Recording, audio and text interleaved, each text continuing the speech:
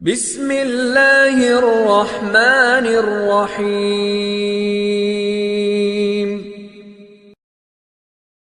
الکونین جد الحسن والحسین عانی والقاسم محمد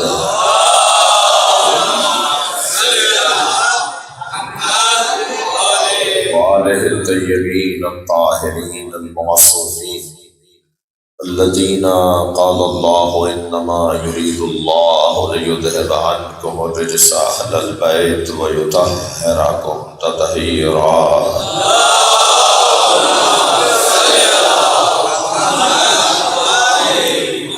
ولعنة الله على أعدائهم أجمعين من يوم عداوتهم إلى قيام يوم الدين. أما بعد، قال الحكيم في قرآن الكريم: بسم الله الرحمن الرحيم. فاذكروني أذكركم واشكروا لي ولا تكفرون.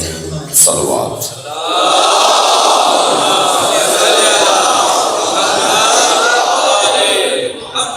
اس سے بہتر اور بلند صلوات۔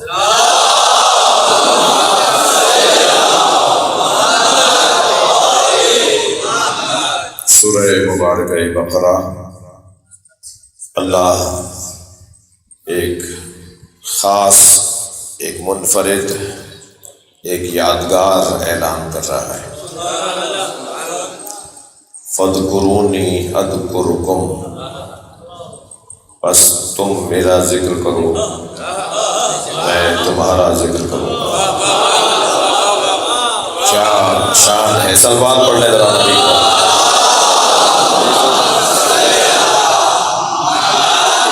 التماس کروں گا تھوڑا تھوڑا سا آگے آئیے، صلوات پڑھتے ہوئے احباب اندر آ رہے ہیں، کوئی آسانی نہیں۔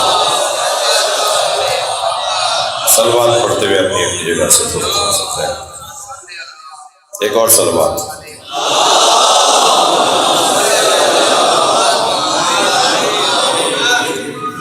ممنون ہوں آپ کا، شکر گزار ہوں آپ نے بات مانی، حاجات کی برابری، رزق عزت میں اضافے کے لیے اربعین امام حسین کی نسبت سے شب اربعین کی مجلس ہے۔ جو مومنین کربلا گئے ہوئے ہیں، جو کل جلوس میں شرکت کریں گے، سب کی سلامتی، صحت اور اپنی اس حاضری کی قبولیت، اس سے حاصل ہونے والی نورانیت اور روحانیت کے حصول کے لیے بلند تر صلوات۔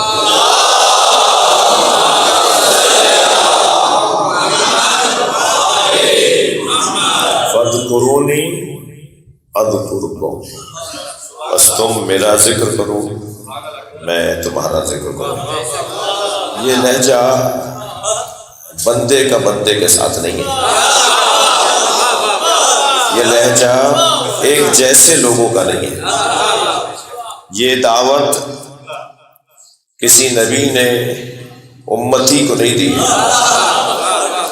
یہ دعوت عام دعوت نہیں ہے۔ بولنے والا کوئی اور ہے، بلایا جسے گیا ہے کوئی اور ہے۔ دیکھیے، ایک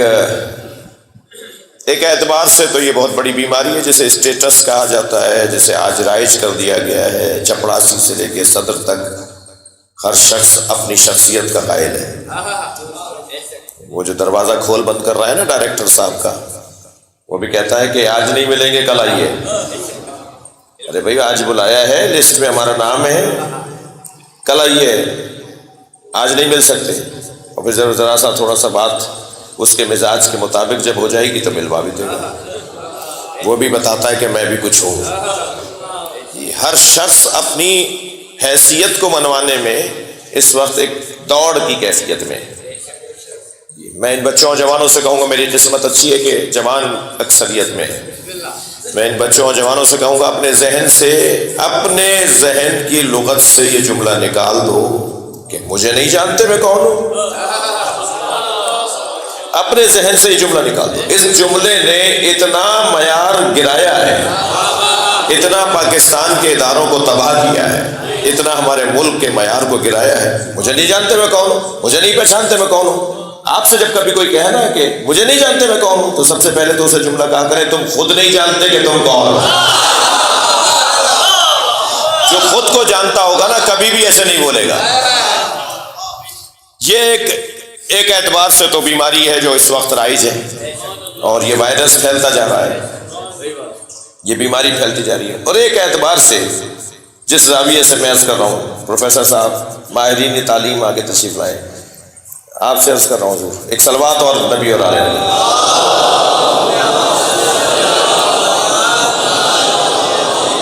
حمدانی صاحب بھی ہیں, رضوی صاحب بھی ہیں, دونوں اس وطن کے بڑے مضبوط ایجوکیشن سے جڑے ہوئے لوگ ہیں. اللہ تعلیم کی خدمت انجام دینے والوں کو صحت و سلامتی خاص اپنی عنایت سے سرفراز فرمائے. اصل چیز بھی یہی ہے. ایک صلوات اور نبی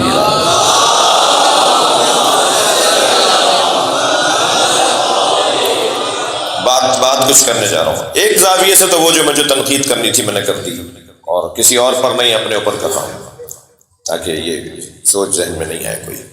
کوئی مطلب نہیں تھا, صرف یہ تھا کہ یہ ہے سوچ کے اس سے نقصانات ہو رہے ہیں. اور ایک زاویے سے جو میں کر رہا ہوں وہ یہ کہ ہر ایک کا آپ ہر ایک سے چیز خریدتے نہیں ہیں, ہر ایک کو بیچتے نہیں ہیں, ہر ایک سے دوستی نہیں کرتے. یہ جو نہیں کرتے کو آپ انانیت نہ لیں, اسے تقویٰ لے لیں. تقویٰ کا بھی تو یہی طرح تقاضا ہے جی. ہمارا یہ چھوٹا سا بچہ ہر ایک سے ٹافی نہیں لیتا, یہ پیدائشی متقی ہے. بس یہ جب اللہ کی خاطر متقی ہو جائے گا تو یہ ولی بھی بن جائے گا. یہی تقویٰ اسے ولی بنا دے جی. یہ جو ہر ایک سے ہمارا تعلق نہیں ہوتا, ہر ایک سے ہم اس انداز سے نہیں ملتے, یہ کوئی خود پسندی کی وجہ سے نہیں.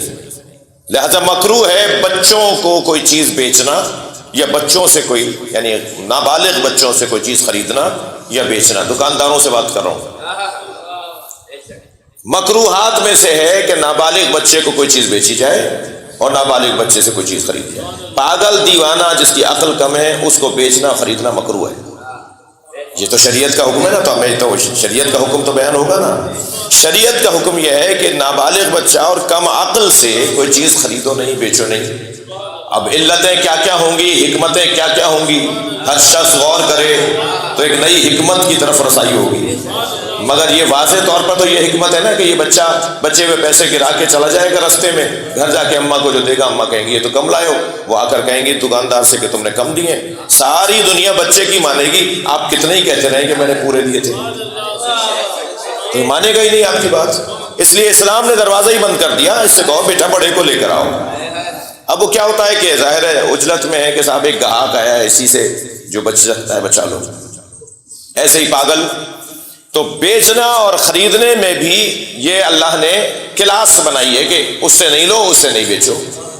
یہ کون ہے جو اپنے آپ کو بیچ رہا ہے اور اللہ کی مرضیاں خرید رہا ہے؟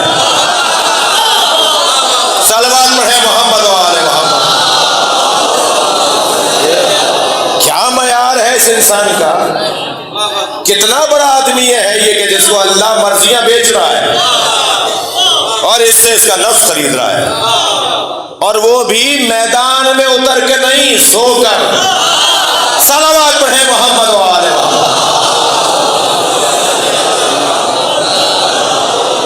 بھائی اگر آمادہ ہیں تو میں ایک جملہ مولا کی بارگاہ میں ہدیہ کر رہا ہوں, اپنی اور آپ کی طرف سے مولا کی بارگاہ میں ایک جملہ ہدیہ کر رہا ہوں. شاید یہ اس طرح کے جملے ہی ہماری بخششوں کے ذریعہ بنے.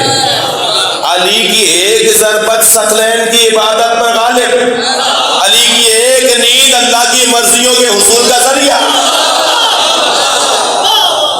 تم تو علی کی نیند کے برابر نہیں ہو. صلوات پڑھیں محمد و آل محمد.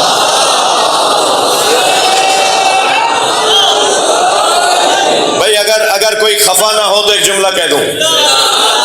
بہت سارے پیروں کو مریدوں نے مروایا ہے, میرا پیر ایسا, میرا پیر ویسا, اور پیر کہتا ہے یہ کہہ رہا ہے کہ میں ایسا ہوں, مجھے خود نہیں پتا کہ میں بھی ایسا ہوں. یہ دنیا میں بہت آپ کو مشاہدات ملیں گے ایسے پیر حضرات کو جو انہوں نے چڑھا کے کہاں بٹھایا ہے. یہ تو ایک جرنل بات کی. اب ایک روایت بھی یاد آ رہی ہے. صحابیات بیٹھی تھیں, راویات تشریف فرما تھیں, امہات المومنین تشریف فرما تھیں، سیدہ تشریف فرمائیں. ایک صحابیہ نے حضرت عائشہ سے کہا یا عائشہ جنت میں آپ نبی کی زوجہ ہوں گی، اور بی بی زہرا کو دیکھ کر کہا اور فاطمہ علی کی زوجہ ہوں گی، جوڑا آپ میں سے کون سا بڑا ہوگا؟ سوال تو ہے، سوال ہے. حضرت عائشہ نے اسے جواب دینا بھی پسند نہیں فرمایا، بلکہ زہرا سیدہ کو دیکھ کر کہا یا زہرا لیتنی کنت شعرۃ راسک، اے فاطمہ کاش میں تمہارے سر کا ایک بال ہوں. صلوات پڑھیں محمد و آل محمد.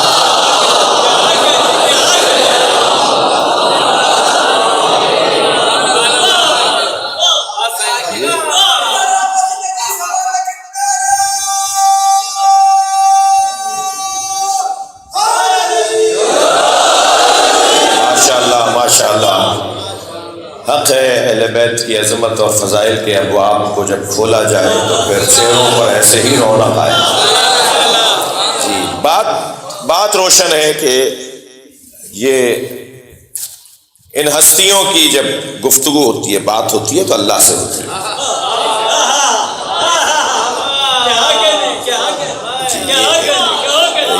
یہ لوگ کوششیں لا حاصل کوششیں نہ کریں. یہ اس درجے کے لوگ ہیں، یہ اس مقام کے لوگ ہیں. دربار سجا ہوا ہے مامون رشید کا، کرسی لگی ہوئی ہے میرے مولا رضا کی، دہریے آئے ہوئے ہیں، مخالف آئے ہوئے ہیں، جی عیسائی آئے ہوئے ہیں، یہودی آئے ہوئے ہیں، سوالات کا دورانیہ ہے، سوالات کا تسلسل ہے. ایک شخص نے کھڑے ہو کر کہا آپ کا عقیدہ یہ ہے کہ علی جنت و دوزخ کے بانٹنے والے ہیں. میرے مولا رضا نے فرمایا یہ سرکار کی حدیث ہے، نبی نے فرمایا علی قسیم النار والجنہ، علی جنت و دوزخ کے تقسیم کرنے والے. تو برابر سے مامون الرشید کی آواز آئی اے فرزند رسول مجھے یہ حدیث سمجھ میں نہیں آتی. یعنی ذہن میں یہ ہے کہ ہے بھی اور تھا بھی کہ اللہ جنت و دوزخ کا بانٹنے والا ہے. اچھا اللہ کا تو کوئی کسی سے برابر ہی نہیں ہے نا. اللہ تو وحدہ لا شریک ہے، یعنی اللہ جیسا کوئی ہے ہی نہیں. پچھلے دنوں حمدانی صاحب ایک کلام کہنے کی توفیق ہوئی، اس کا مطلب یہ تھا کہ غدیر خم کے سفر میں سراب کوئی نہیں. ہر رستے میں دھوکے ہیں مگر علی کے رستے میں دھوکہ نہیں ہے. یہ کہنا چاہا ہے میں نے اس میں، غدیر خم کے سفر میں سراب کوئی نہیں، خدا نبی کا علی کا جواب کوئی نہیں. بھائی آپ کی توجہات بھرپور ہے تو میں مطلع ثانی بھی سنا دیتا ہوں. میں نے عرض کیا تھا کہ 1000 ذرے مگر آفتاب کوئی نہیں. تھوڑی گردن ہلا دیجیے گا بات جا رہی ہو. 1000 ذرے مگر آفتاب کوئی نہیں، تراب سب ہے مگر بو تراب کوئی.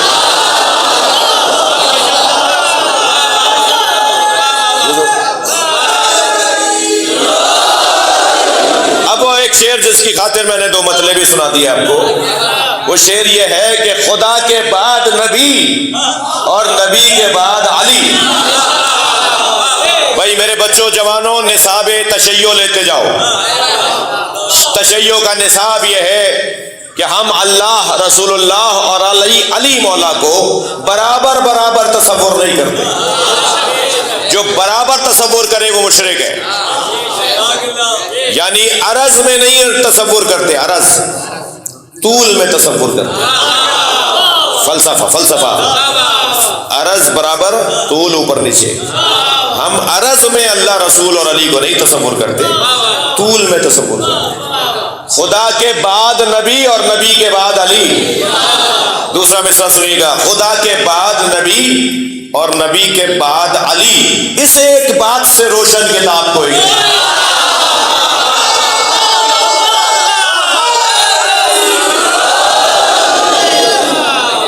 بہت روشن عقائد ہیں، بہت واضح عقائد ہیں. نئے عقائد بنانے نہیں جا رہے ہم. ہمارے عقائد قرآن کے مطابق ہیں، ہمارے عقائد صحیح حدیثوں کے مطابق ہیں. ہمارے عقائد عقل کے مطابق، ہمارے عقائد علماء متقدمین و متاخرین مضبوط علماء کے اتفاق کے مطابق، لہذا بہت ہی واضح طور پر اپنے پیغام کو دیتا ہوا آگے بڑھ رہا ہوں۔ توجہ، کہنے لگا یہ حدیث مجھے سمجھ میں نہیں آتی کہ علی دوزخ و جنت کے تقسیم کرنے والے ہیں۔ مولا مسکرائے، فرمایا ایک حدیث اور سناتا ہوں جو اس حدیث کو سمجھائے، ایک حدیث اور سناتا ہوں جو اس حدیث کو سمجھائے۔ حضرت نے فرمایا تمہیں یہ حدیث تو سمجھ میں نہیں آئی کہ علی جنت و دوزخ کی تقسیم کرنے والے، یہ تو سمجھ میں آئی، یہ تو سمجھ میں آتی ہے، یا علی حبوں کا ایمان و بغضوں کا کفر، اے علی تم سے محبت کرنا ایمان ہے، تم سے نفرت کرنا کفر ہے۔ جو علی سے محبت کرے گا مومن ہے، جنت میں جائے گا، جو علی سے نفرت کرے گا کافر ہے، دوزخ میں جائے گا۔ علی ہی جنت بھیج رہے ہیں، علی ہی دوزخ۔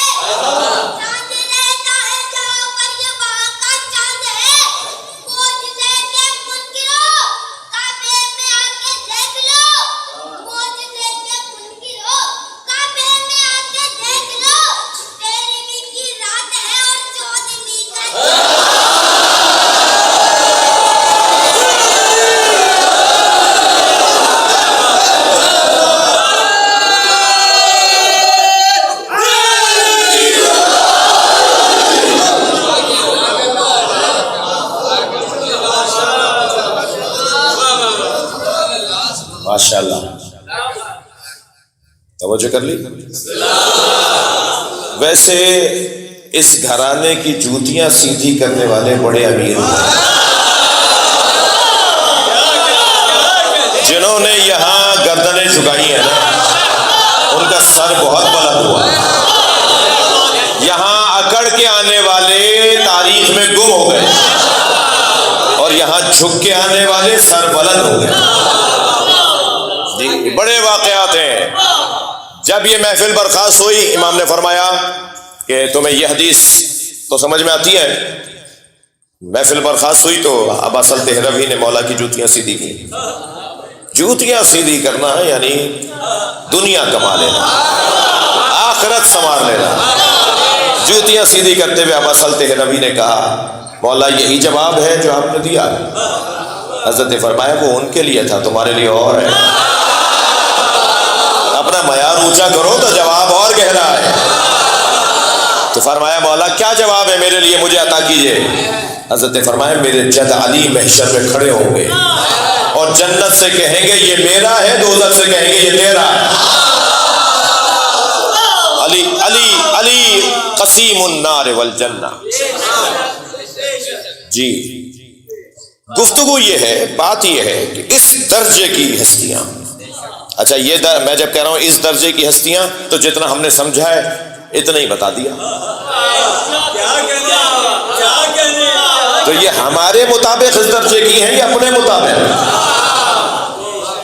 میں ایک عارف کا ایک جملہ ہدیہ کر رہا ہوں۔ کیا فرمایا سرکار نے؟ نحن نکلم الناس علی قدر عقولہم، ہم لوگوں سے لوگوں کی عقلوں کے مطابق بات کرتے ہیں۔ تو یہ بھی جو فرمان ہے کہ علی قسیم النار والجنہ، یہ لوگوں سے بات کی ہے نا، تو لوگوں کی عقلوں کے مطابق بات ہوئی ہے۔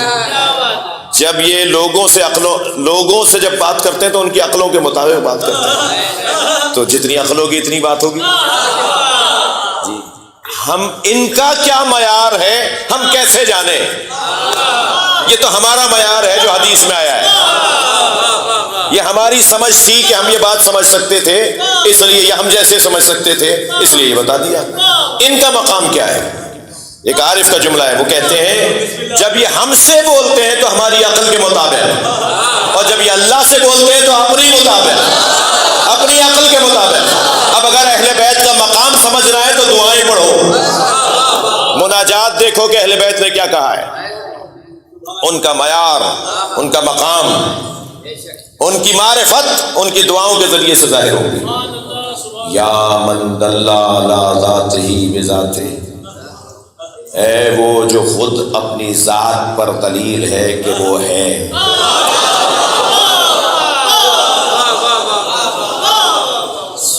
میرے مولا فرما رہے ہیں یا اللہ جس نے تجھے پا لیا اس نے کیا کھویا، اور جس نے تجھے کھو دیا اسے کیا ملا.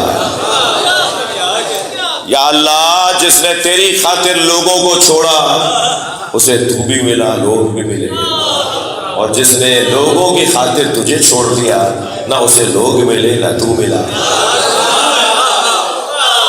یہ حسین ابن علی کے جملے ہیں. جب وہ بات کرتے ہیں تو اللہ سے اپنے معیار کے مطابق، ہم سے بات کرتے ہیں تو ہمارے معیار کے مطابق. تو جب ہمیں ان کا مقام علمی کو سمجھنا ہے تو مناجات پڑھنی ہوگی.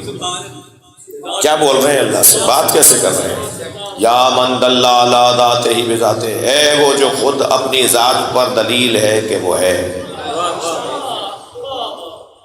میں اور آپ اللہ کو کیسے سمجھتے ہیں؟ چاند، سورج، نظام شمسی، نظم کائنات، دلیل برہان، دلیل نظم، ہم اللہ کو ان دلیلوں سے سمجھتے ہیں. مولا فرما رہے ہیں ہم ان دلیلوں سے نہیں سمجھتے.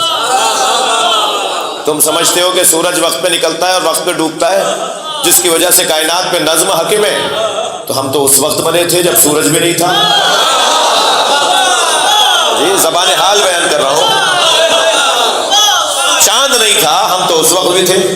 تو تم چاند سے سمجھو کہ اللہ ہے، ہم تو اللہ کو اللہ سے سمجھیں گے. اللہ کو سمجھنے کے لیے اہل بیت کو کسی اور چیز کی ضرورت نہیں ہے، وہ اللہ کو اللہ سے جانتے ہیں. لو کشف الغطاء لمزددت یقینا، اگر میرے سامنے سے حجاب ہٹا دیے جائیں میرے یقین میں اضافہ نہیں ہوگا.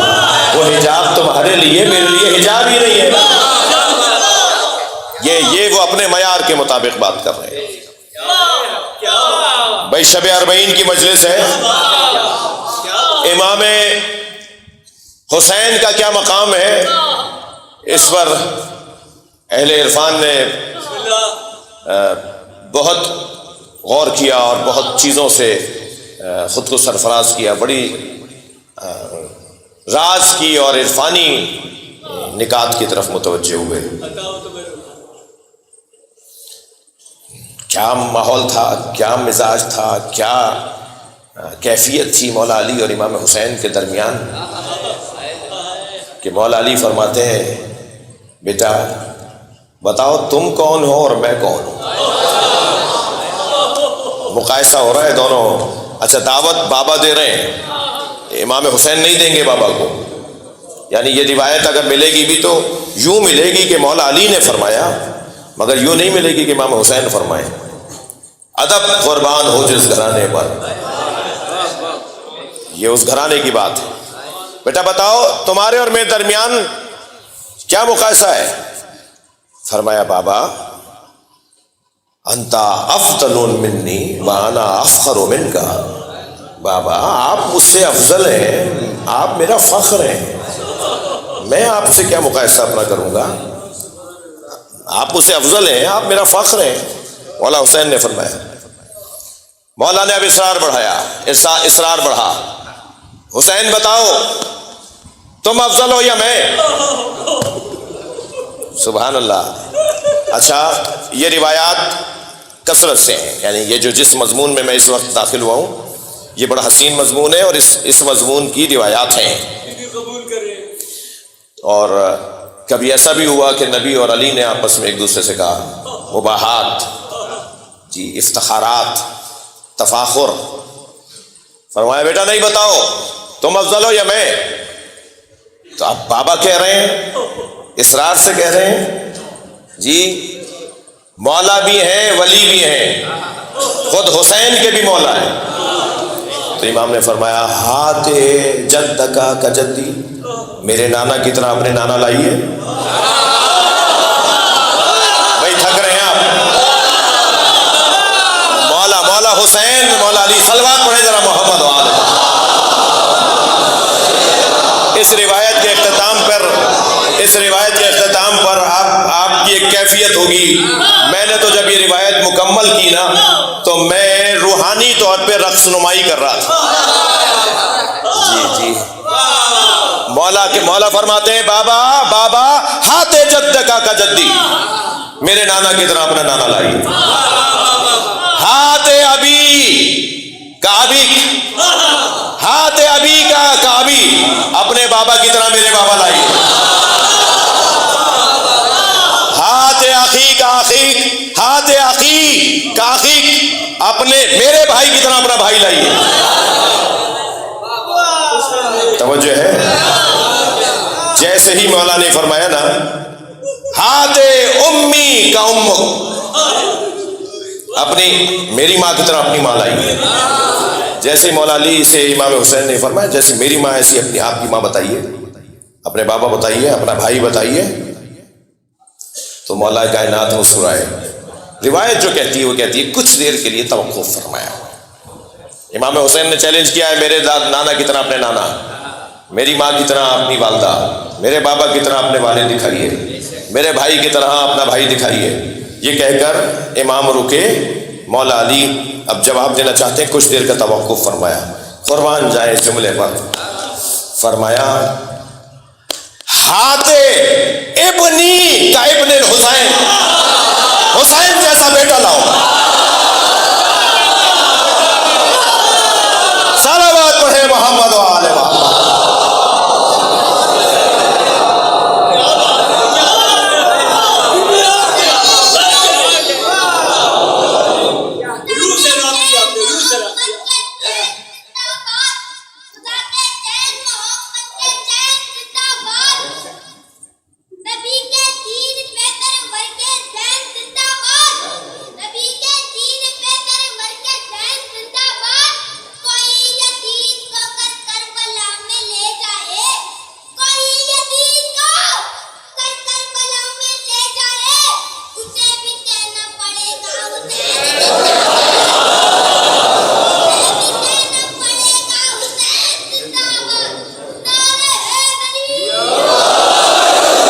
حسین جیسا بیٹا لاؤ. جملہ ہدیہ کر رہا ہوں اور اپنی مجلس اپنے بیان کا حاصل جملہ کہہ رہا ہوں. مولا علی نے دو چیزوں میں فخر کیا ہے، یا فخر کیا ہے کہ میں اللہ کا بندہ ہوں، یا فخر کیا ہے میں حسین کا باپ. صلوات پڑھے محمد و آل محمد.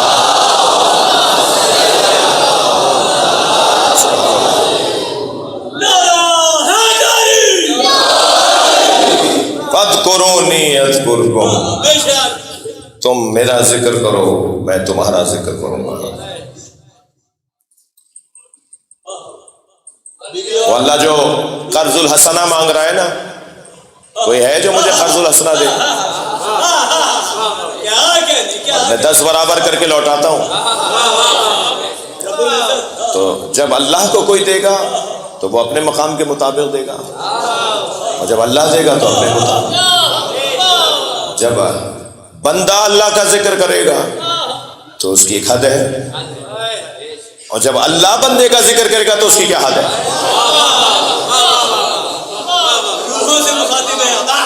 اللہ کی تو کوئی حد نہیں ہے نا. جب بندہ اللہ کا ذکر کرے گا تو عاشور کے دن عصر کے وقت ختم ہو جائے گی بات، مگر جب اللہ ذکر کرے گا تو ابھی تو 1400 سال تمہیں برداشت نہیں ہو رہا ہے. ابھی دیکھو ہوتا کیا ہے. لبیک یا حسین،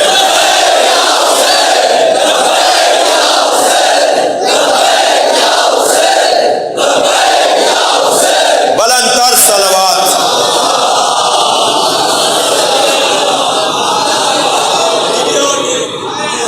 اربعین امام حسین یہ اہل بیت کی فتح کا دن ہے، جسے رسیوں میں باندھ کر لائے تھے.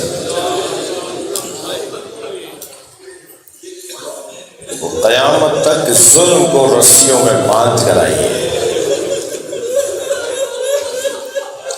جسے دیار بدیار پھرایا تھا وہ قیامت تک ظالموں کو دشنام اور ظلم کو بدنام کر گئی۔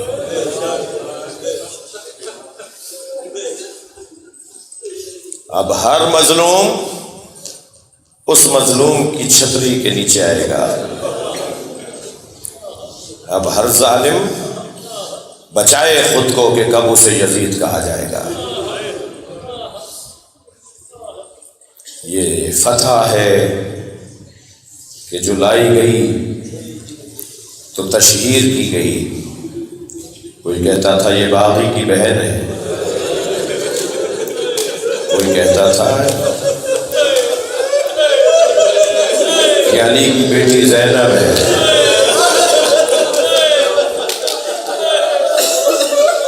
میرے مولا سجاد فرماتے ہیں کہ جو مصیبتیں میرے ذہن سے نہیں نکلتی ان میں سے ایک مصیبت یہ ہے کہ آواز دی گئی زینب کو دربار میں لایا جائے۔ اجرکم اللہ، اجرکم اللہ۔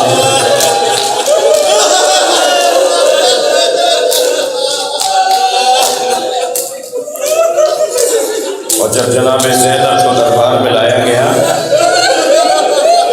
تو وہاں کھڑا کیا گیا، امام کے جملے ہیں یہ، امام سجاد کے جملے ہیں، وہاں کھڑا کیا گیا جہاں بیچے جانے والے غلاموں کو۔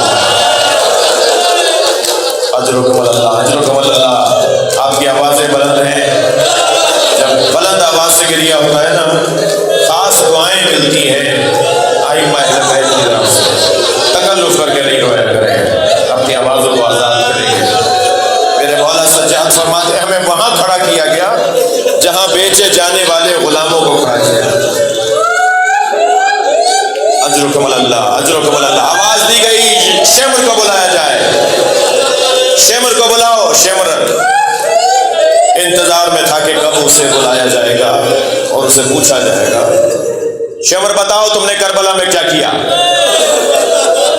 اب بیویاں امام سجاد 4 سالہ بچی، امام محمد باقر 3 سال میں رسیوں میں باندھ کر انہیں کھڑا کیا ہوا ہے۔ شمر کھڑا ہوا گزارش سنانے کے لیے۔ شمر نے گزارش سناتے ہوئے کہا امیر ہم نے حسین کو کربلا میں گھیر کے مارا۔ حسین کے ساتھ کچھ سردار بھی آئے ہوئے تھے، مختلف قبیلوں کے سردار بھی تھے، ہم نے ان سرداروں کو مارا۔ ہم نے حبیب ابن مظاہر جیسا سردار مار دیا، ہم نے زہیر خین جیسا سردار مار دیا، پھر ہم نے حسین کے جوانوں کو مارا۔ اب ایک ایک کر کے کہنے لگا ہم نے حسین کا عباس مارا۔ رونے والوں مجھے نہیں پتا مجلس میں خواتین ہیں یا نہیں، جب یہ کہہ رہا ہوگا نا کہ ہم نے عباس کو مارا تو کیا گزر ہوگی جناب عباس کی زوجہ مارا۔ شاید اچھا ہی ہے کہ ماں نہیں ہے، وہ مدینے میں عباس کو یاد کر کر کے روئی ہوئی۔ ہم نے علی اکبر کو مارا۔ کہتا رہا بیویاں سنتی رہیں، امام سجاد سنتے رہے، لیکن ایک مرتبہ جب اس نے یہ کہا نا امیر جب ہم نے سب کو مار دیا تو پھر ہم نے حسین کو پیاسا کر کے مارا۔ بس جیسے ہی اس نے کہا نا کہ ہم نے حسین کو پیاسا کر کے، تو بیویوں کے حلقے سے جناب زینب کی آواز آئی اسکت ایھا الکاذب ابن الکاذب، خاموش جھوٹے اور جھوٹے کی اولاد۔ سب مڑ کر دیکھنے لگے، کہنے لگے کون ہے یہ، کس نے کہا ہے؟ کہا یہ حسین کی بہن زینب ہے۔ آوازیں آنے لگی زینب کو بولنے کا موقع دیا جائے۔ جناب زینب کو باہر لانے کے لیے سپاہی بڑھے۔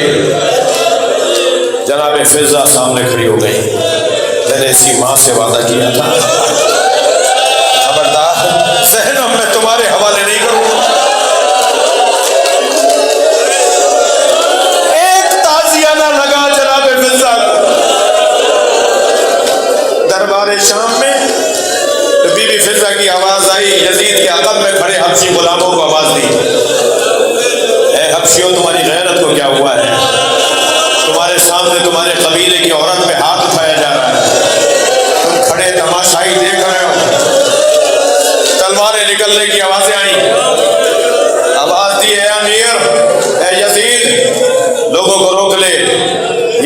قبیلے کی عورت ہے، حبشن ہے.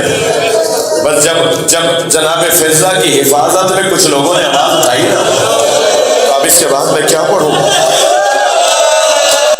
کیا گزری ہوگی جناب زینب پر؟ شام سے مدینے کی طرف اٹھ گیا، نانا بھرے دربار میں کوئی نہیں ہے جو یہ کہے نبی کی نوازی کو نہ مارو.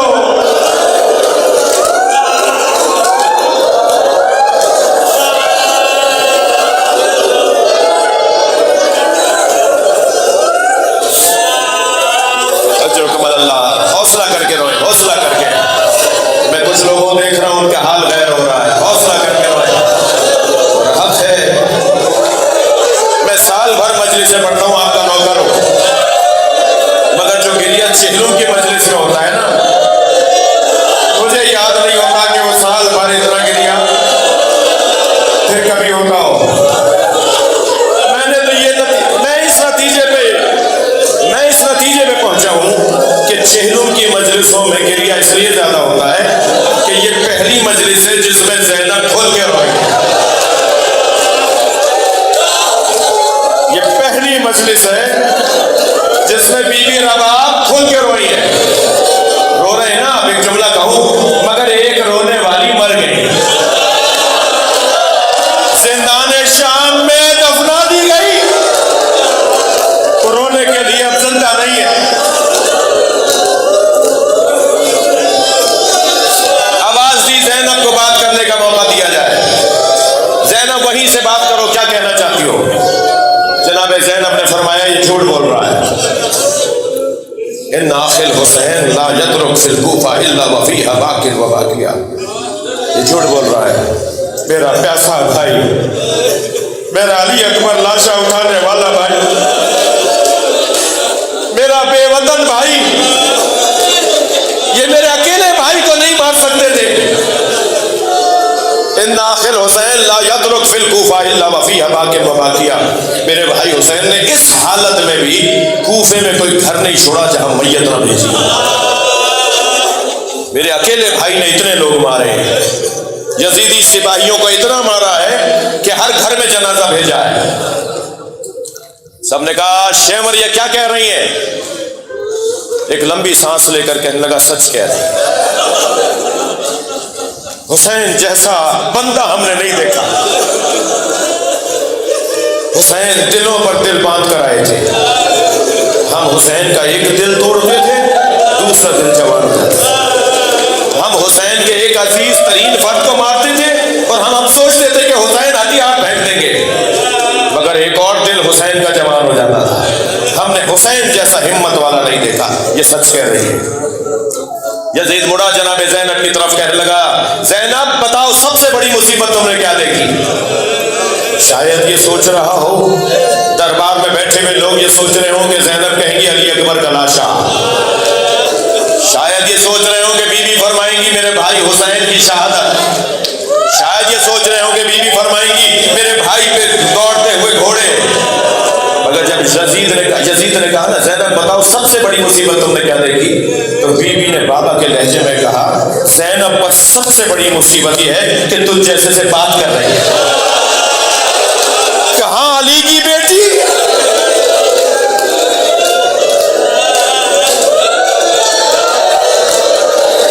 اجر و کمال اللہ. گریہ ہو گیا، مجلس ہو گئی. شام کا زندان جس کی چھت نہیں تھی. امام سجاد فرماتے ہیں رات میں اوس پڑتی تھی، دن میں دھوپ. بیویوں کے چہرے بدل کے رہ گئے تھے، چہرے کملا گئے تھے، چھوٹے چھوٹے بچوں کے حال غیر ہو گئے تھے. اے من حال تو مجھ سے پوچھتا ہے کہ میں ضعیف کیسے، بڑھاپا کیسا، میرے بال سفید کیوں ہو گئے؟ تو مجھ سے یہ پوچھ رہا ہے؟ بہن کے جنازے نے بوڑھا کر دیا. میں نے ننھا سا جنازہ قبر کے حوالے کیا زندان شام میں. اجر و کمال اللہ. شام کا زندان، اہل بیت کی مصیبتوں کا بیان.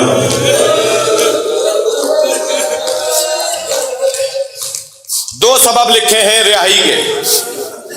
ایک سبب جناب سکینہ کی شہادت.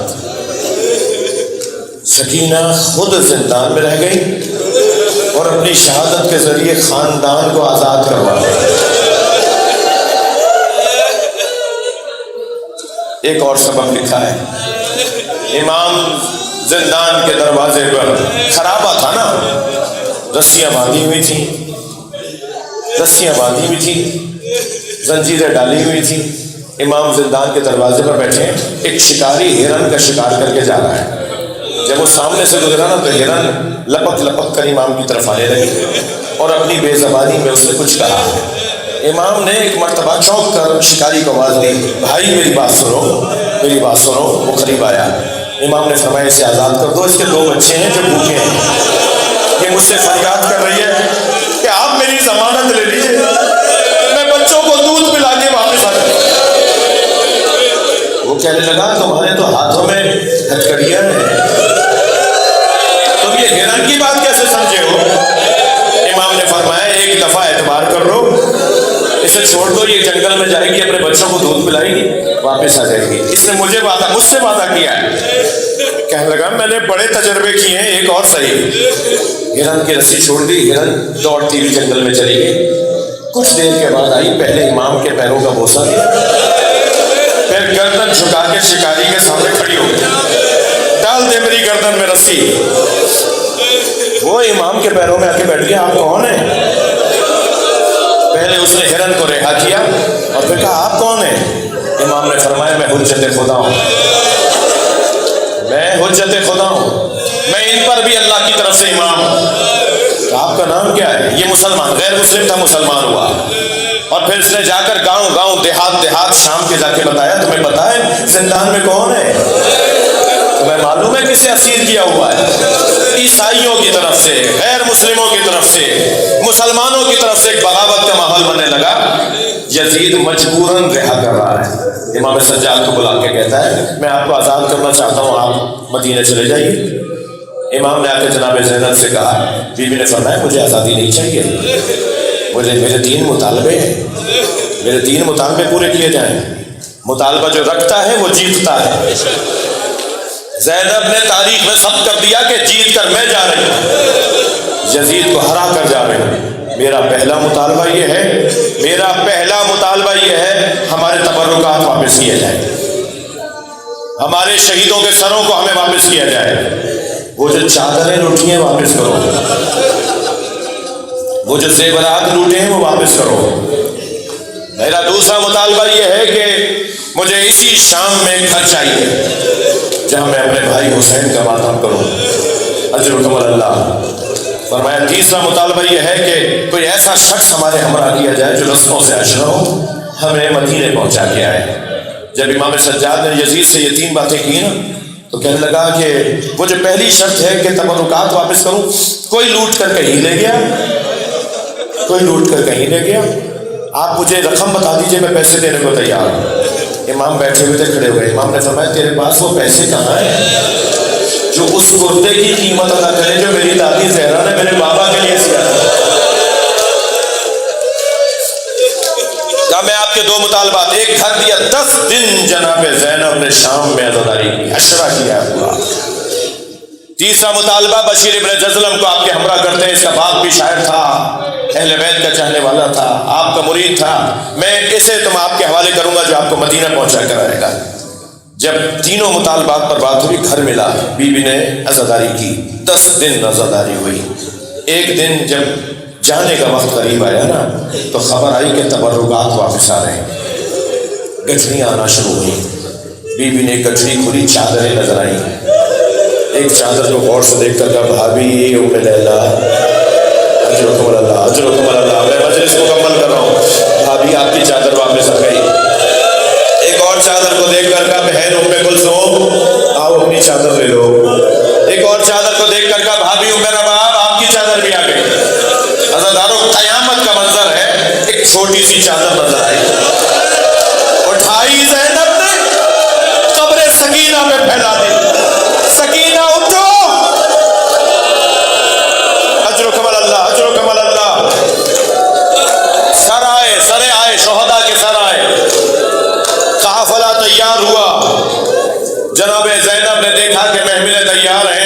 رنگین کپڑے لگے ہوئے ہیں، پردے لگے ہوئے ہیں رنگ برنگے. بی بی زینب نے آواز دے کر کہا زین العابدین میں نہیں بیٹھوں گی. اجعلوها سودا حتى يعلم الناس نحن في حذاء اولاد الزہرا. اے زین العابدین کالے کپڑوں میں تبدیل کرواؤ. یہ جو کپڑے لگے ہوئے ہیں، یہ جو پردے لگے ہوئے ہیں، انہیں رنگین کپڑوں کو ہٹواؤ اور کالے کالے کپڑے لگواؤ، تاکہ جہاں جہاں سے یہ سواریاں جائیں لوگ سمجھ جائیں کہ حسین کے عزادار جا رہے ہیں. میری بیوی نے محملیں تیار کروائی. امام سجاد نے فرمایا پھوپھی اماں محملیں تیار ہے، آ کر بیٹھے. ساری بیویاں بیٹھ گئیں تو جناب سید سجاد نے فرمایا پھوپھی اماں آپ بتائیے سب بیویاں بیٹھ گئی ہیں، قافلہ چلے؟ تو بیوی نے فرمایا بھابھی رباب نظر نہیں آ رہی. مجلس مکمل کر رہا ہوں، قیامت کا منظر ہے جو تاریخ نے لکھا ہے. میری بیوی نے فرمایا بھابھی رباب نظر نہیں آ رہی.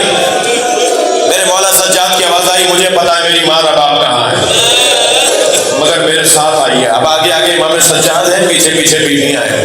جیسے امام سجاد نے ایک موڑ کاٹا جس گھر میں تھے اس سے مڑ کر ایک موڑ کاٹا تو جناب زینب کی آواز آئی زین العابدین یہ تو خرابہ شام ہے.